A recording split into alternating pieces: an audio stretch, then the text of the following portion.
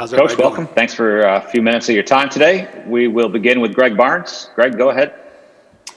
Good morning, Jay. Mac talked quite a bit about Virginia Tech's rush offense. Just curious what you're seeing from that group on film. Yeah. So the first thing is, I think is, Coach Fuente and his staff, they have a really good plan on running the football. They know how to do it. They do a lot of things to create conflict for you in the run game. I think the biggest thing you're seeing, I think their O-line is a year older. They were younger kids a year ago. I think they're a year older. I think they're playing at a high level. And then, the two transfer running backs are really good players. So, you factor that in with, a mindset. They're going to run the quarterback. Obviously, last year that was the biggest issue we had. But they're going to run the quarterback, and they've got three quarterbacks that can all run it really well. All that you combine all that, it makes it a real challenge for you. So I mean, they're committed to running it. They're really good at it, and we got to find a way to stop it.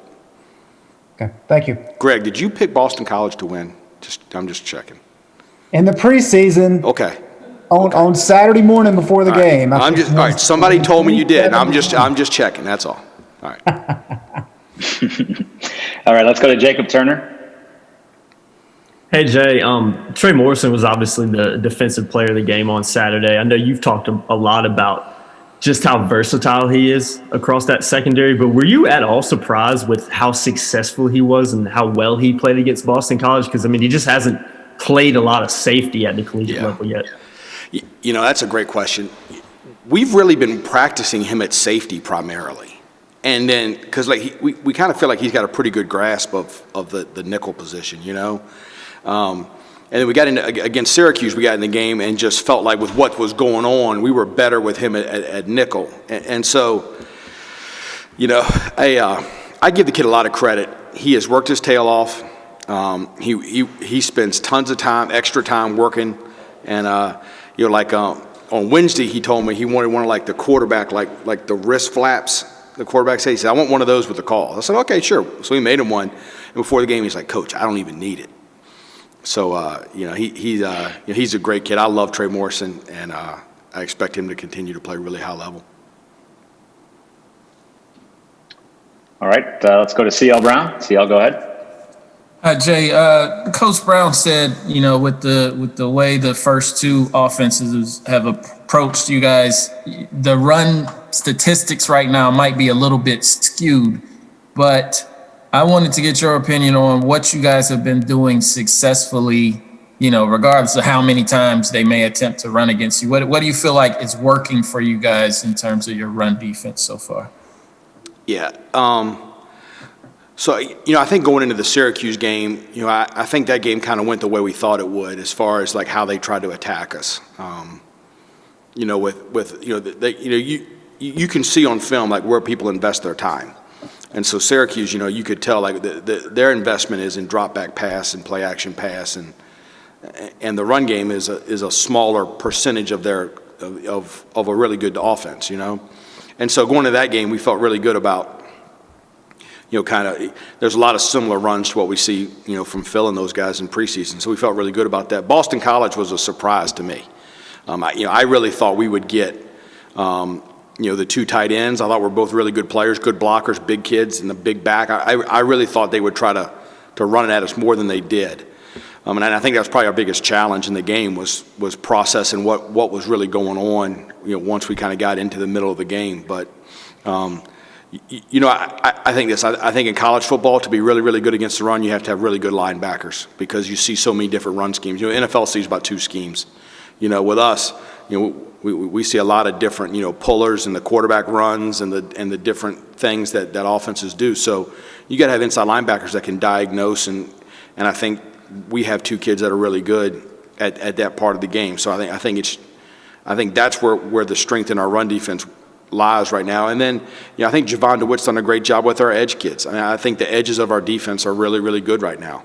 With Taman and Tyrone and Kamen Rucker and Desmond Evans and Chris Collins, like all five of those kids are playing pretty well. So I think that's where the success with the run game's kind of started.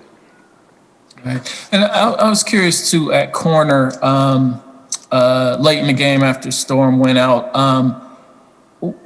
How do you decide like who has instilled enough confidence in you to be able to come out there in a late game situation like that where, Boston College is trying to tie the game? Yeah, I think all of them have. It's kind of a matter of who practiced the best that week, who was most available that week. I thought Obi did a good job in practice. We put him in. Obviously, Obi's got to learn not to get a pass interference call in 3rd and 32, but he learned it. And so I think all those kids. We're very confident with all those guys. Thanks, Coach. Yes, sir. All right, Gregory Hall, go ahead. Coach, Kamen Rucker was out there for the first play of the game, if I'm not mistaken. I was just wondering what you thought about how he has played through the first 2 games so far.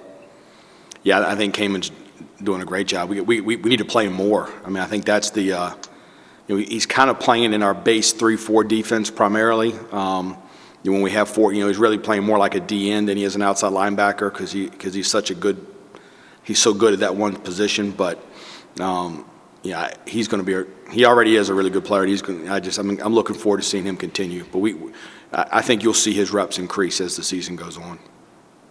What is his energy like in practice? Obviously, he's trying to soak everything in, learn as much as possible. What is he like in practice?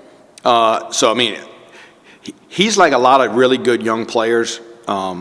He doesn't always know when to practice at the right tempo. So he's the one I'm always yelling at, like, don't throw the scout team guy on the ground.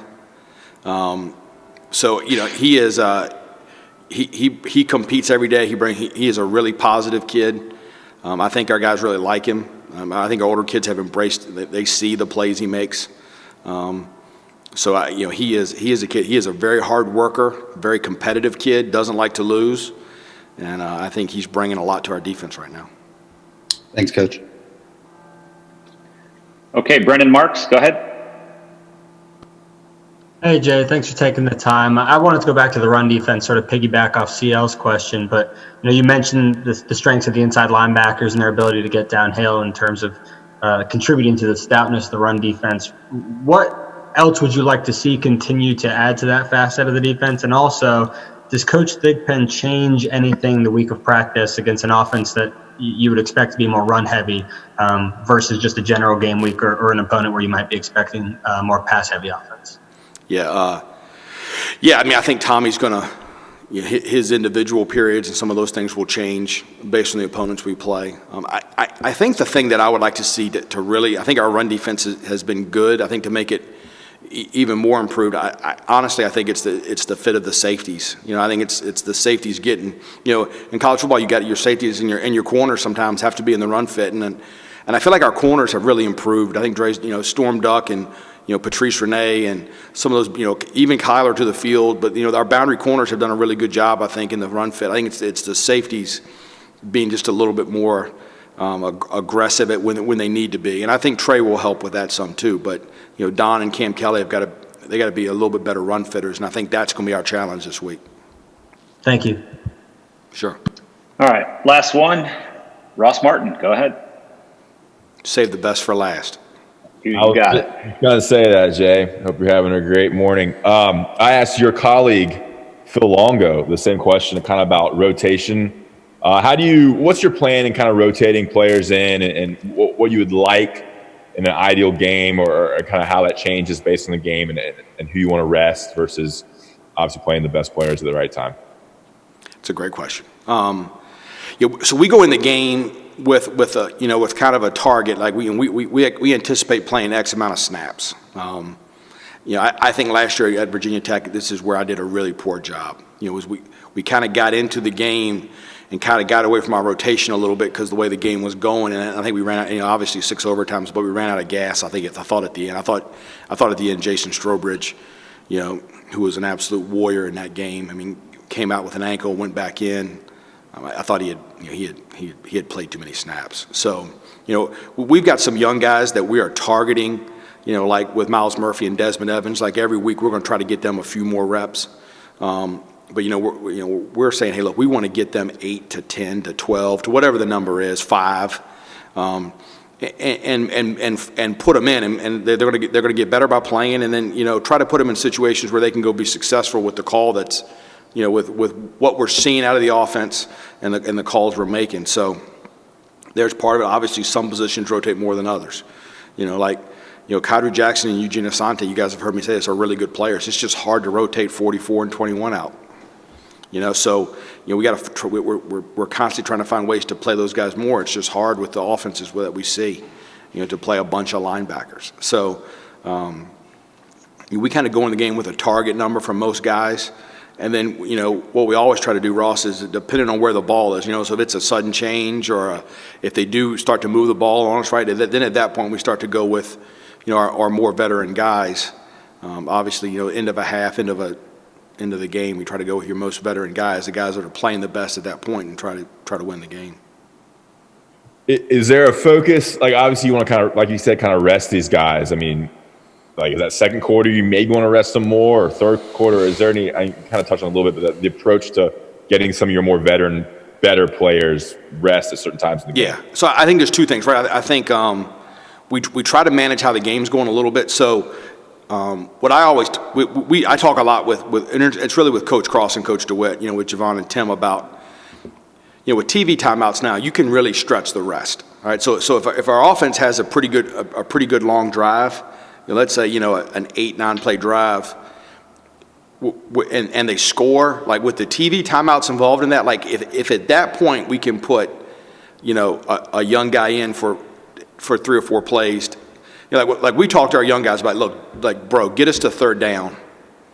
Like if you can win on first and second down and get us to third down where we can get our third down blitzes and packages in, then we've stolen a whole series sometimes. Like we against Boston College, we did that twice, right? We put Miles and Desmond in and got to our third down package and got off the field, where Tyron Hopper got an entire series off. So if you can do that, Jalil Taylor went in there, and we got Tamari Fox, one whole series off. Like if we can do that, then you really have bought your kids a good break, and then now they're really fresh. So that's part of our mindset, right? But to counter that, Coach Brown reminds me all the time, is like, you got to play good team football, right? So if we score and we got a chance to go, get a 3 and out, then there's that factor in it too. So we're managing the game, we're managing, the time, how many reps they've played, how many reps we think we're going to play. Like Boston College, we knew they weren't going to play many reps, right? They were going to huddle, they were going to snap in under 10. We knew it was probably going to be a 60 to 70 snap game. Then they, at least that's what I thought going in, and they threw it 59 times, but.